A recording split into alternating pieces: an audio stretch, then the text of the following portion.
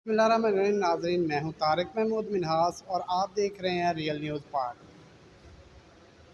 नाज़रीन, असम्बलियाँ तहलील हो चुकी। अब निगरान हुकूमत जो तकरीबन 1-2 दिन तक आने वाली है। मौजूदा सियासी और मुआशी हालात जो है वो आपके सामने हैं। इस सारी सूरत हाल पर बात करने के लिए हमारे साथ N113 के पीपल्स पार्टी के उम्मीदवार जनाब चौधरी साबर बुल्ला साहब हमारे साथ मौजूद हैं। आइए इनसे बात करते हैं। अस्सलाम वालेकुम जी। वालेकुम अस्सलाम।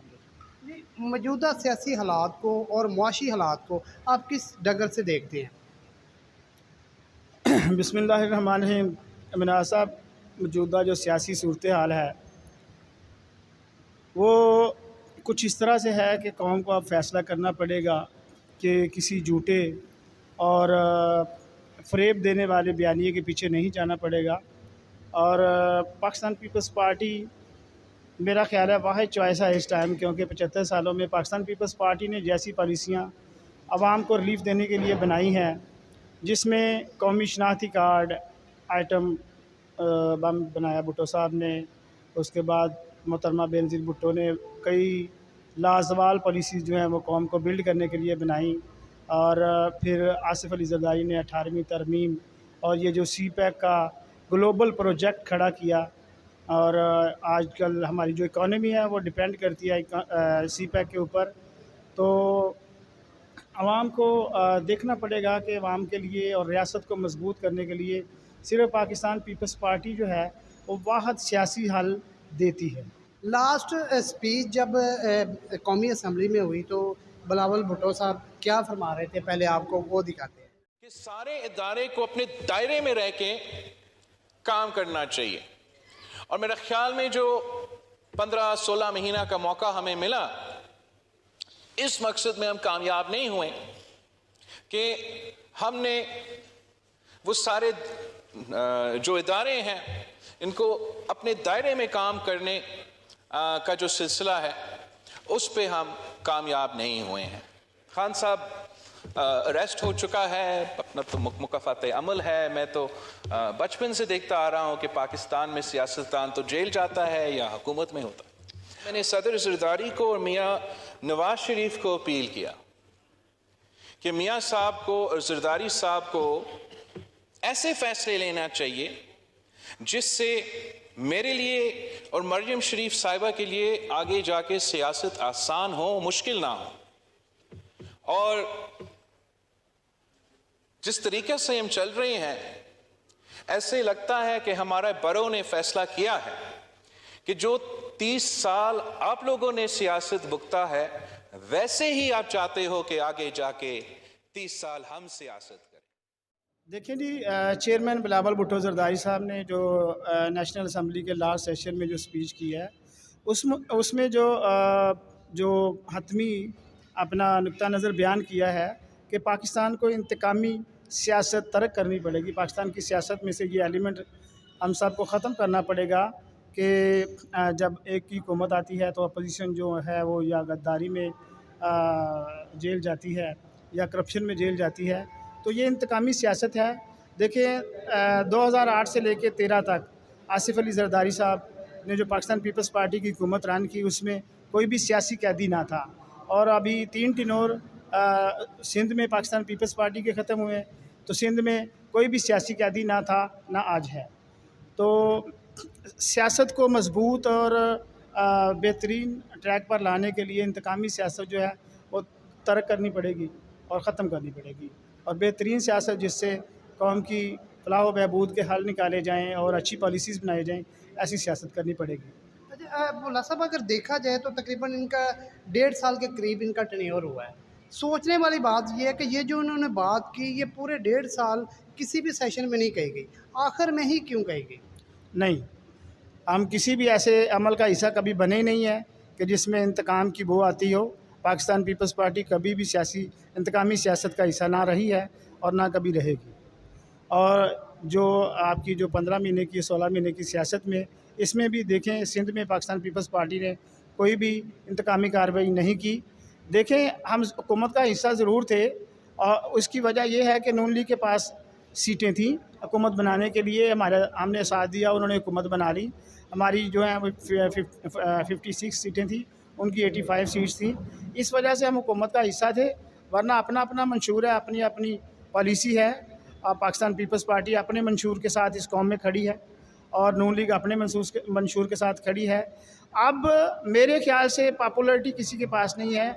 अब पाकिस्तान की आवाम को जो है ना वो फ़ैसला करने के लिए सिर्फ ये है कि ख़ुद सोचना पड़ेगा कि नज़रिए की सियासत करनी है या पॉपुलरिटी की सियासत करनी है।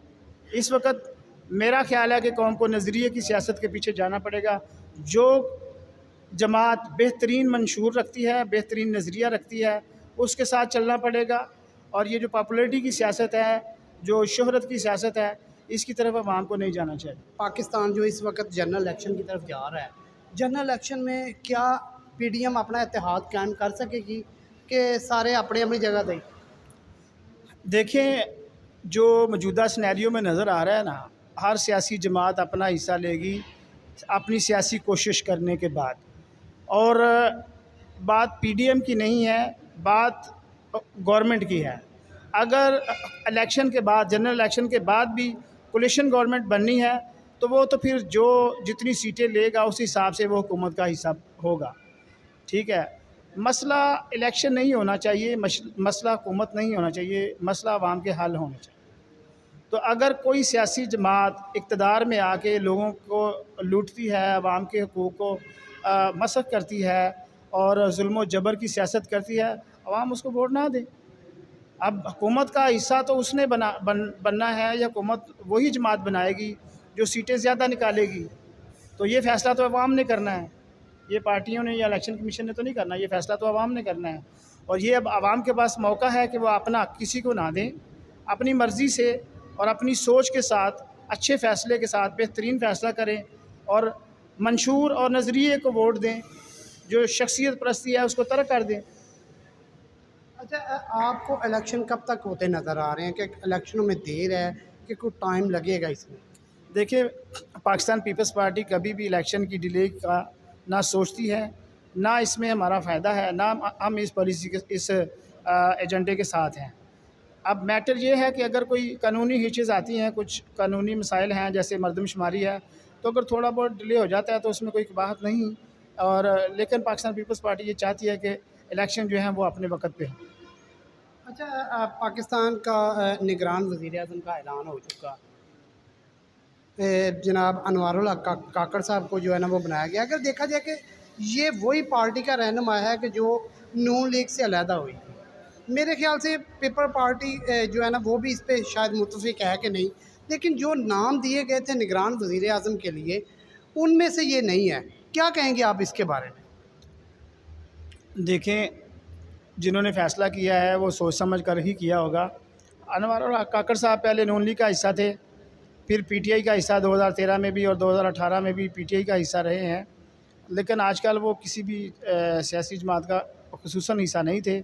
बाप पार्टी से उनका ताल्लुक़ ज़रूर है, लेकिन तकरीबन सारी पीडीएम की जमातें जो है ना ये सोचती थी कि ये जो जनरल इलेक्शन है ये कोई सियासतदान करवाए, बजाय इसके कि ब्यूरोक्रेट है।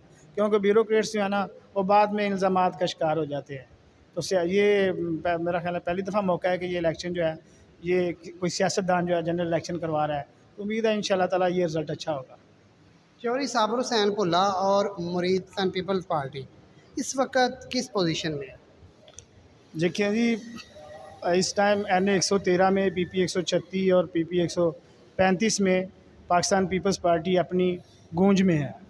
ठीक है, उसकी वजह यह है कि पाकिस्तान पीपल्स पार्टी के पास यहाँ बेहतरीन लोग हमारे साथ जो बड़े अच्छे और पॉलिटिकल जो लोग हैं, पॉलिटिकल फैमिलीज़ जो हैं और जो बिलखुसूस अवामी सियासत के कायल हैं, वो हमारे साथ इस टाइम जुड़ गए हैं। और इंशाल्लाह ताला आने वाला वक्त भी पाकिस्तान पीपल्स पार्टी का है, रोशन मुस्तकबिल है। क्योंकि हमारा जो लीडर है चेयरमैन बिलावल भुट्टो ज़रदारी, वो राइजिंग स्टार है और इंशाल्लाह ताला ये सूरज इंशाल्लाह ताला निकलेगा।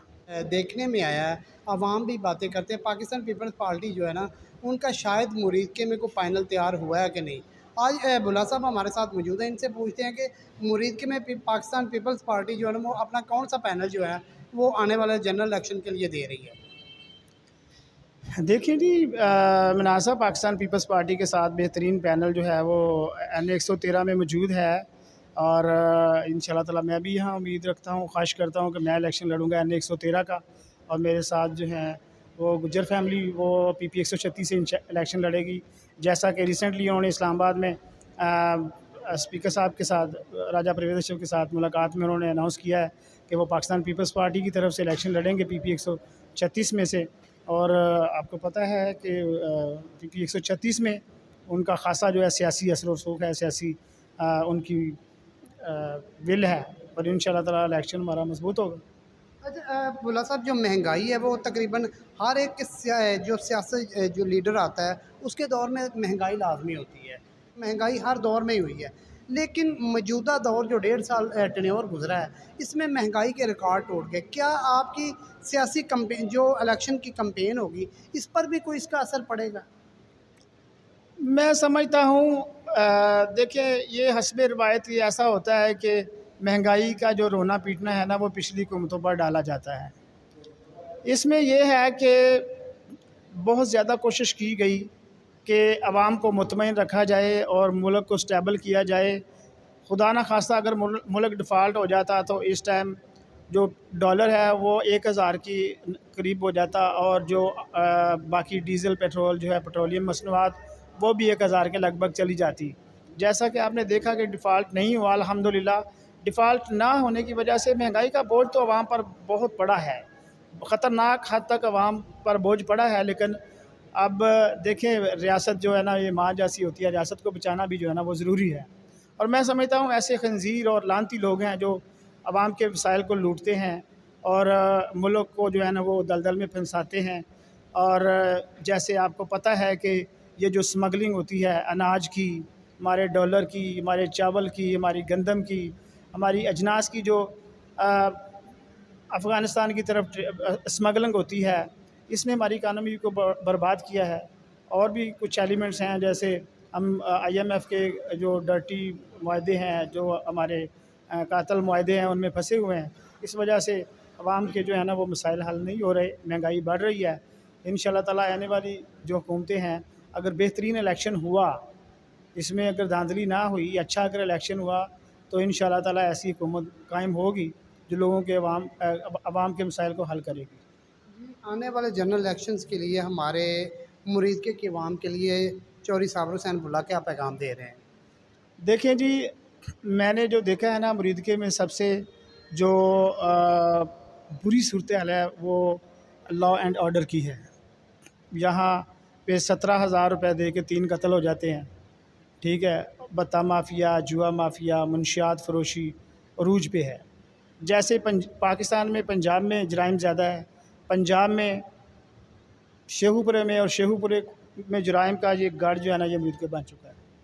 तो ये ख़त्म करने की हम कोशिश करेंगे और इंशाल्लाह ताला माफिया के ख़िलाफ़ हम लड़ेंगे, कानून को हरकत में लाएंगे इंशाल्लाह ताला। N113 से जनाब चौधरी साबिर हुसैन भुल्ला साहब थे जो फरमा रहे थे कि आने वाले इलेक्शन में आवाम जो है वो एक नज़रिए के पीछे जाए, पॉपुलैरिटी के पीछे ना जाए। और ये भी फरमा रहे थे कि जब हमारी हुकूमत आएगी तो हम आवाम के लिए कुछ बेहतर करेंगे जिससे आवाम सुख का सांस लेगी। इसी के साथ अपने होस्ट तारिक महमूद मिन्हाज को इजाज़त दीजिए। अल्लाह हाफ़िज़।